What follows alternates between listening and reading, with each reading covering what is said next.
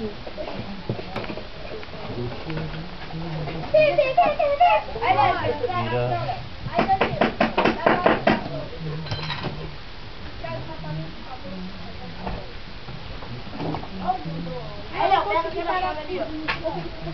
quer chover, é pra fora.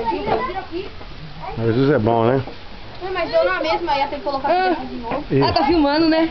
Isso, vamos trabalhar. Não se empolga com a filmagem, não. O negócio é vocês trabalhar. Ó, pastor, olha o tanto de parafuso que tá no chão. E onde é que põe o parafuso? É isso aí. Filhão, é pra trabalhar, não é pra se empolgar, não. Olha o exemplo aqui do nosso irmão aí, ó. É.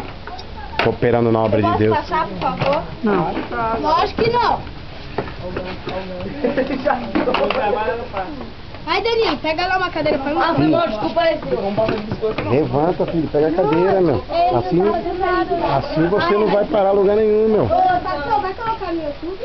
Com certeza. Ah, não. Isso aqui é uma obra de... O que nós estamos fazendo aqui, você não sabe o benefício. Você está fazendo uma obra de Deus, você ainda está preservando a natureza. Isso aqui ia ser poço fogo.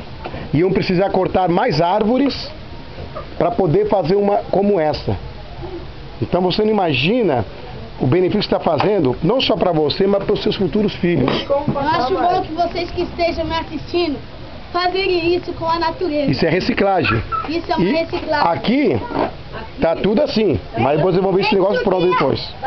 Entendeu? Salvar a natureza é salvar a natureza é salvar a sua vida e de sua família. Então conte comigo. E para ficar melhor, tem que aceitar Jesus como Salvador. Amém. Glória a Deus. Amém. Aleluia! Cadê a bênção?